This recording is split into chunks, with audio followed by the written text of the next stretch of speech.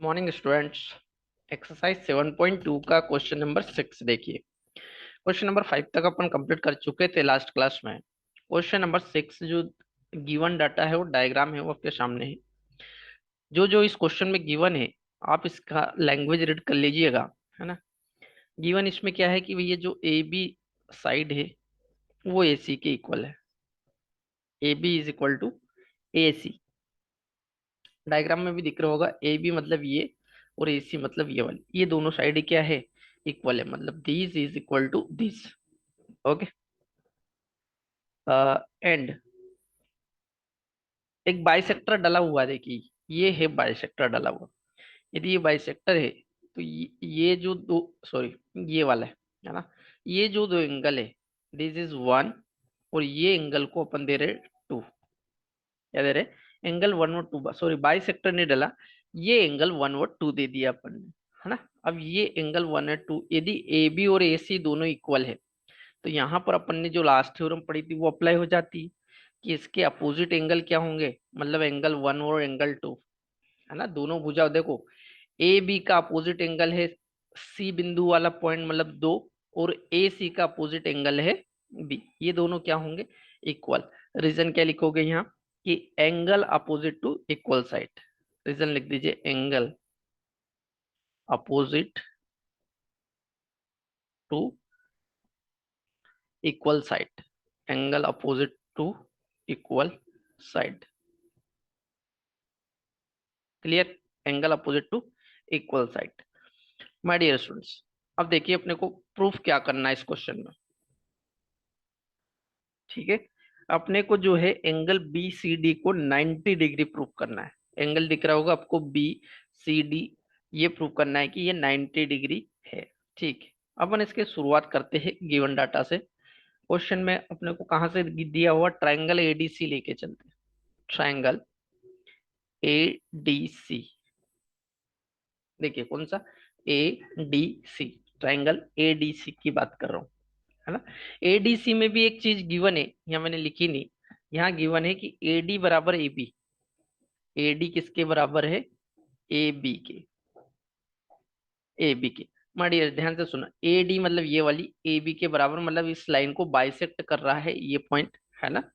इसका मतलब ये भी इसके इक्वल है, मतलब अब क्या हो गया भैया, ए सी, ए डी और ए बी तीनों इक्वल हो गई आपस में। ठीक है, तो इसमें गिवन क्या था, इसमें गिवन था भैया कि यहाँ लिख दीजिए पहले, गिवन ए डी बराबर ए बी। एक चीज यदि ये गिवन है यहाँ लिख दीजिए, दिस इज गिवन डाटा, है गिवन।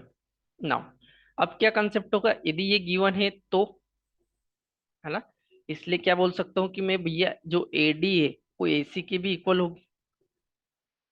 एडी एसी के इक्वल क्यों होगी, देखिए ये पहले ही मैं बोल चुका कि ए बी और एसी दोनों इक्वल है ना। ए बी और ए सी इक्वल है, तो ए डी ए बी के इक्वल हो गई, तो ए डी ए सी के इक्वल भी होगी, ए डी ए सी के इक्वल भी होगी। इतना क्लियर है। अच्छा, ए डी और ए सी इक्वल हो गई, तो यदि मैं इस एंगल को दे दूं 3 नंबर, ए डी के सामने वाला एंगल, देखिए ये रही ए डी, इसको मैं दे दूं एंगल नंबर 3, और इसको दे दूं मैं एंगल नंबर 4, कोई दिक्कत है क्या। तो इनके सामने यदि ये दोनों साइड इक्वल है तो इनके सामने के एंगल इक्वल होंगे अपने थ्योरम से, मतलब इसलिए मैं बोल सकता हूँ, इसलिए मैं सिंपल बोल सकता हूँ कि angle third equal to angle fourth.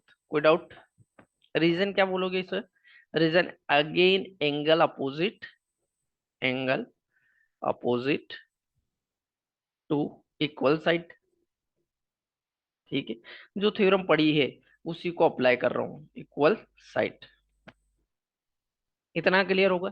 Now अब देखिए ट्राइंगल बी सी डी को, अब मैं बात करूंगा ट्राइंगल बी सी डी। दो ट्राइंगल मैंने उठा लिए, दो से मेरे को ये रिजल्ट मिला, है ना।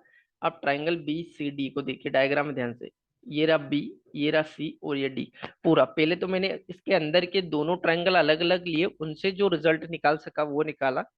अब तीनों ट्राइंगल की बात करूं, माय डियर स्टूडेंट, एक कंसेप्ट आपने पढ़ा होगा, किसी भी ट्राइंगल के सभी कोणों का योग जो है 180 के इक्वल होता है, ये पढ़ा है ना।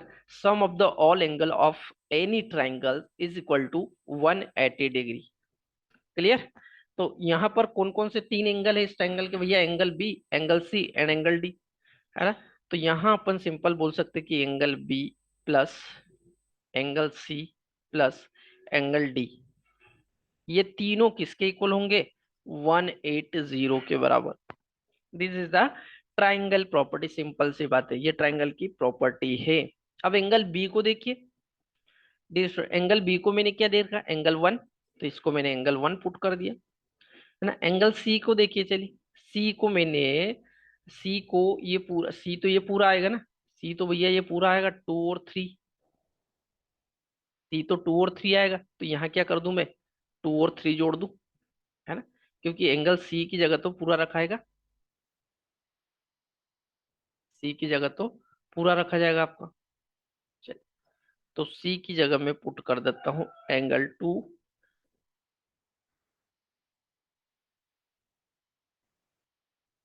Angle 2 plus angle 3।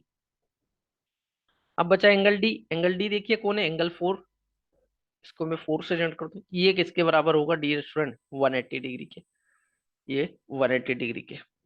अब ध्यान से समझने वाली बात ये है कि भैया एंगल वन तो एंगल 2 के इक्वल था, ये शुरुआत में ही मैं बोल चुका हूँ, ये, है ना।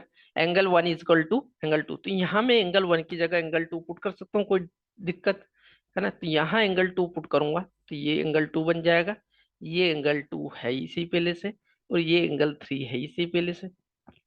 ठीक है, ठीक है।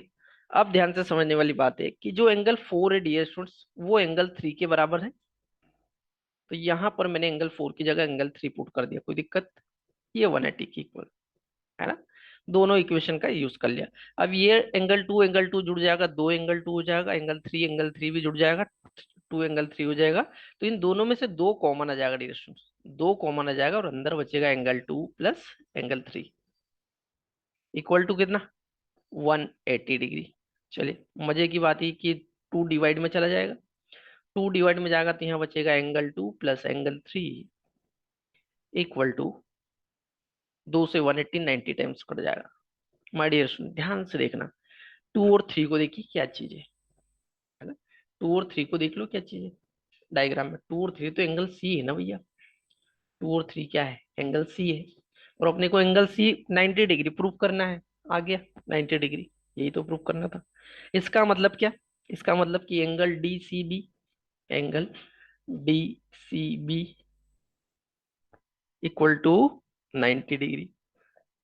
प्रूफ ऐसा करना है, इसको डीसीबी बोलो या बीसीडी बोलो, सी जो है सेंटर में होना चाहिए, सी सेंटर में होना चाहिए, ये प्रूव करना था डियर।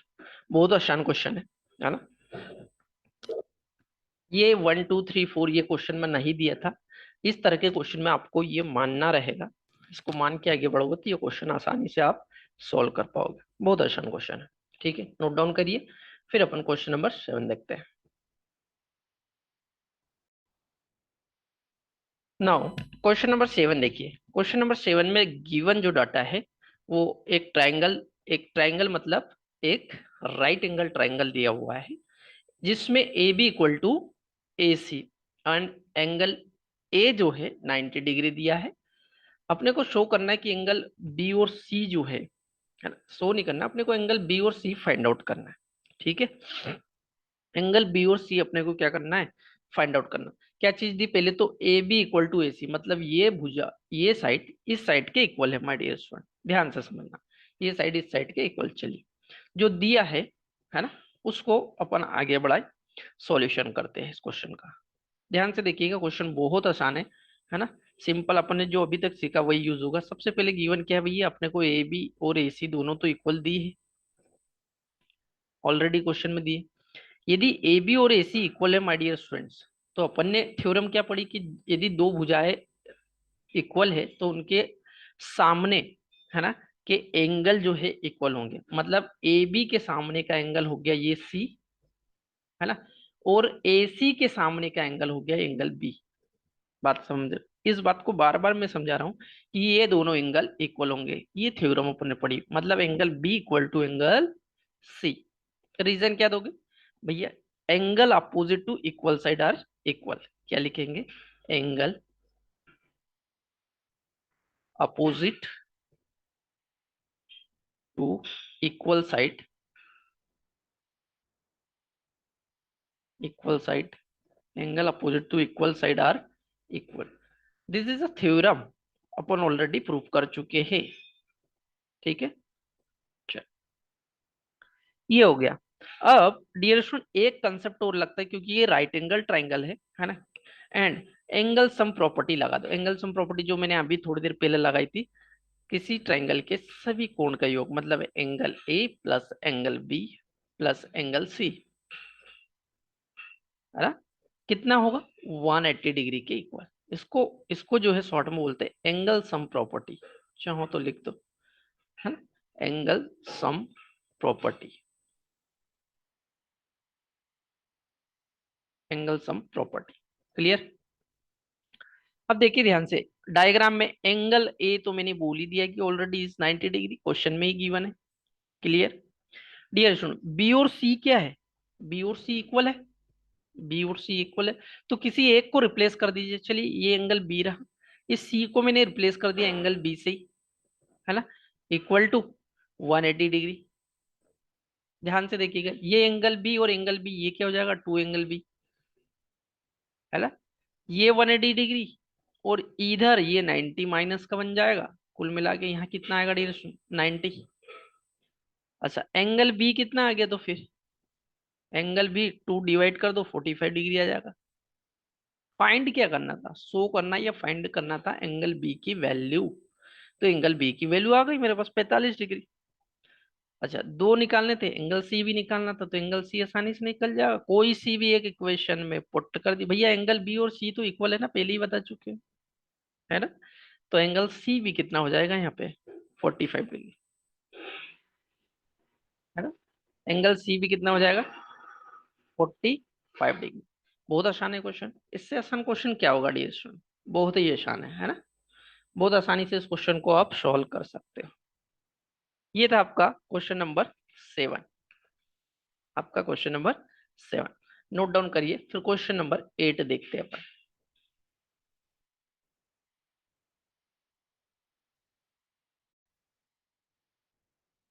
ना क्वेश्चन नंबर 8 देखिए डियर स्टूडेंट। क्वेश्चन नंबर 8 जो दिया हुआ है, इसमें एक ट्राइंगल दिया है, वो भी इक्विलैटरल ट्राइंगल।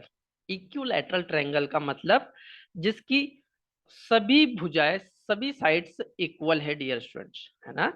इक्विलैटरल ट्राइंगल मतलब this equal to this equal to this. Clear? ये दोनों साइड्स क्या है? ये तीनों साइड्स क्या है? ए बी बी सी और ए सी आपस में इक्वल है। तो ये मैंने नीचे लिख भी दी कि A B is equal to B C and B C is equal to A C. इसको बोलते हैं इक्विलेटरल ट्राइंगल। अपने को जो प्रूफ करना डियर स्टूडेंट्स, ये करना है कि एंगल ए बी सी ये कितना हो? 60 डिग्री हो, है ना। ये गलत लिख दिया है, ये 60 डिग्री होना चाहिए। ये अपने को प्रूफ करना है। क्लियर? ये कितना डिग्री? 60 डिग्री। अच्छा 60 को 3 टाइम्स करोगे तो 180 आएगा, है ना। तो यहाँ जो है एंगल सम प्रॉपर्टी भी ऑलरेडी प्रूफ हो जाएगी कि भैया तीनों एंगल जो है वो 180 के इक्वल है। डियर स्टूडेंट इस क्वेश्चन का सॉल्यूशन करते, बहुत आसान है, ध्यान से देखिएगा ये क्वेश्चन कैसे आसानी से हो जाएगा। सबसे पहले तो मेरे को दो साइड, तीनों साइड इक्वल दी, है ना। ए बी बराबर बी सी ये दिया है। यदि ये दोनों साइड इक्वल है, यदि ये दोनों साइड इक्वल है, तो अपन एंगल अपोजिट इक्वल साइड वाला कंसेप्ट लगा सकते हैं। भैया ए बी के सामने का एंगल कौन? ए बी के सामने एंगल सी है और बी सी के सामने एंगल ए है ना। ये वाला एंगल मतलब ये दोनों इक्वल एंगल होंगे। बी सी के सामने, सॉरी, ए बी के सामने देखिए, ए बी के सामने एंगल सी, है ना। और बी सी के सामने एंगल ए, मतलब एंगल ए। इसलिए इसलिए मैं बोल सकता हूं कि भैया angle A is equal to angle C. Reason क्या दोगे? सिंपल सा, भैया angle opposite, angle opposite to equal side, equal side के इक्वल एंगल के सामने इक्वल साइड। ठीक है। अब सेकंड केस देखिए, चूंकि अगेन बीसी बराबर कौन है, एसी, ये तीनों आपस में बराबर है ना।